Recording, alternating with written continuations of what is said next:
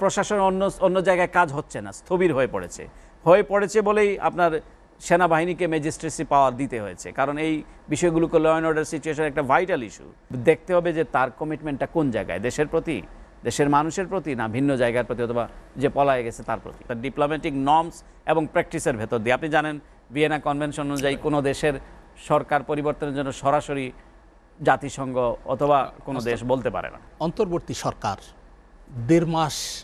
প্রায় দেড় মাস ক্ষমতায়, আপনার মূল্যায়ন কি?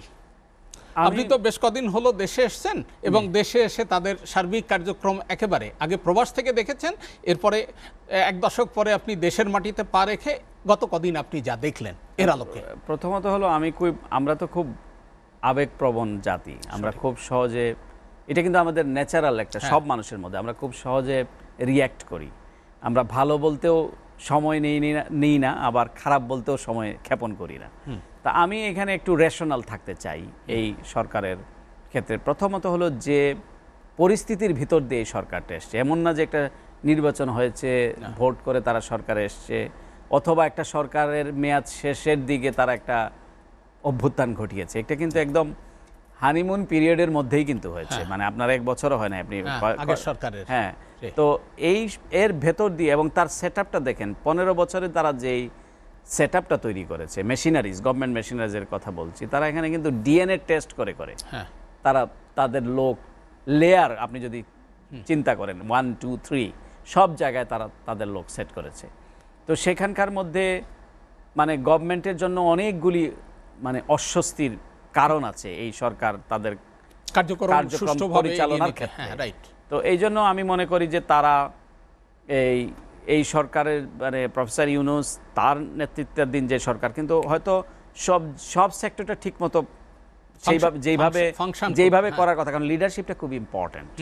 আপনার লিডারশিপের উপরই অনেক কিছু নির্ভর করে। যেই দপ্তরের দায়িত্বে আছেন তার মানে তার অ্যাক্টিভিটিস, তার কথা বলা, তার নির্দেশনা, এগুলো কিন্তু এগুলো ম্যাটার করে। তো যেমন আমি যদি পজিটিভলি দিয়ে শুরু করতে চাই, যেন ফাইন্যান্সিয়াল সেক্টরে আমি খুব হ্যাপি, মানে যে ডক্টর সালেউদ্দিন মানে উনি যেভাবে ডিল করছেন, বাংলাদেশ ব্যাংকের গভর্নর যেভাবে দুর্বৃত্তদেরকে যেভাবে ব্যাংকগুলো থেকে বের করেছেন, আহসান এইচ মনসুর, উনি একজন কালারফুল ব্যাংকার, IMF এর উনি শীর্ষ পদে কাজ করেছেন। তো আমি তাদের কাছে আমি খুব ভালো মানে মনে হচ্ছে আমার, এটা খুব ভালো কাজ হচ্ছে। এবং যে কমিশনগুলো গঠন করা হয়েছে, ল, আইন, বিচার, চিফ জাস্টিস থেকে শুরু করে অনেক কাজ কিন্তু হয়েছে, এই সরকার করেছে, এবং কি পয়েন্টগুলোতে তারা এই কাজগুলো করেছেন। তো এই অ্যাট দ্য সেম টাইম ধরেন যেমন প্রশাসন অন্য জায়গায় কাজ হচ্ছে না, স্থবির হয়ে পড়েছে বলেই আপনার সেনাবাহিনীকে ম্যাজিস্ট্রেসি পাওয়ার দিতে হয়েছে। কারণ এই বিষয়গুলোকে ল অ্যান্ড অর্ডার সিচুয়েশন একটা ভাইটাল ইস্যু। তো সুতরাং এটা আমার মনে হয় এটা আরো আগে হওয়া উচিত ছিল। পুলিশের অনেকেই তো অনেকে ফেরে নাই, অনেকেই দায়িত্ব পালন করছে না, বসে আছে। হ্যাঁ, আমি অনেক জায়গায় শুনেছি তারা হাত গুটিয়ে বসে আছে, যে আমাদের তারা নানা ধরনের হয়তো তারা নিজস্ব সুবিধার চিন্তা করছে, অথবা তারা কারো দ্বারা হয়তো উস্কানিও দিচ্ছে, হতে পারে। কিন্তু যেটা হচ্ছে এই যে ম্যাজিস্ট্রেসি পাওয়ার যেটা দেয়া হয়েছে, এটা যদি আরো আগে দেয়া হতো আমার মনে হয় ভালো হতো।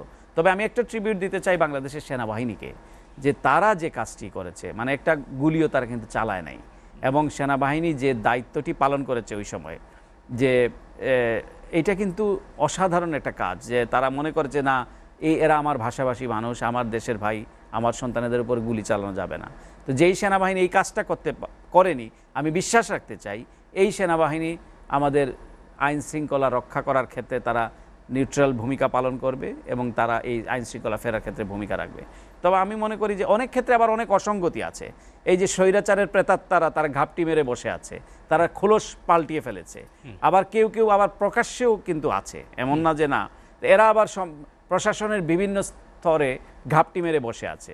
তো এটার জন্য সেই রকম লোক দরকার। আপনার যেটা বললাম যে কারা এগুলো আইডেন্টিফাই করবে, প্রফেসর ইউনূসের পক্ষে উনি তো সব বিষয়ে সব একই সাথে অ্যাড্রেস করার তো ওনার সম্ভব না। তো কাজেই যাদেরকে দায়িত্ব দেওয়া হয়েছে, যারা এই সমস্ত ডিপার্টমেন্টগুলোর, তো আমার মনে হয় কি পজিশন নির্ধারণের ক্ষেত্রে আরও দেখতে হবে যে তার কমিটমেন্টটা কোন জায়গায়, দেশের প্রতি, দেশের মানুষের প্রতি, না ভিন্ন জায়গার প্রতি, অথবা যে পলায়ে গেছে তার প্রতি। ছাত্র জনতার অভ্যুত্থান নিয়ে একেবারে শেষ পর্যায়ে কতগুলো ঘটনা ঘটেছে, আমার মনে হয় যে বিশ্বে এটা বিরল। সেটি হচ্ছে শান্তিপূর্ণ আন্দোলনের উপর হেলিকপ্টার থেকে পর্যন্ত গুলি করা হয়েছে। এটা বিশ্ব মানে আন্তর্জাতিক পরিমণ্ডলে আপনি কাজ করেছেন, সেখানে সাংবাদিকরা এটাকে কিভাবে মূল্যায়ন করে? না, এটা সবাই এটা নিন্দা জানিয়েছে, এবং শুধু তাই নয়, তারা জাতিসংঘের মার্ক করা হেলিকপ্টার, এটা জাতিসংঘ নিজের থেকেই হ্যাঁ, বলেছে yes. যে আমরা জাতিসংঘে যেটা আপনার পিস কিপিং এর জন্য দিয়েছে এই ইকুইপমেন্টগুলো, এই সরঞ্জামগুলো, তারা সেখানে ছাত্রদেরকে গুলি করার কাজে, ছাত্রদেরকে দমানোর কাজে জাতিসংঘের মার্ক করা, mass killing এ, হ্যাঁ, হ্যাঁ। তারা এটা ব্যবহার করেছে। তো সুতরাং জাতিসংঘ নিজেই বলেছে যে আমরা দেখে, সাথে সাথে তারা ঢাকাকে রিয়্যাক্ট করেছে। নিউ ইয়র্কে যে অ্যাম্বাসেডার আছে, এখনো আছে পার্মানেন্ট রিপ্রেজেন্টেটিভ, তাকে তারা তলব করে তারা এটা জানিয়েছে তাদের অ্যাঙ্গার, তাদের ক্ষোভ। সুতরাং সব মিলে এটা একটা মানে আন্তর্জাতিক লেভেলে যেভাবে রিয়্যাক্ট করার কথা ভিয়েনা কনভেনশন অনুযায়ী সেইভাবেই রিয়্যাক্ট করেছে, অর্থাৎ ডিপ্লোম্যাটিক নর্মস এবং প্র্যাকটিসের ভেতর দিয়ে। আপনি জানেন ভিয়েনা কনভেনশন অনুযায়ী কোনো দেশের সরকার পরিবর্তনের জন্য সরাসরি জাতিসংঘ অথবা কোনো দেশ বলতে পারে না।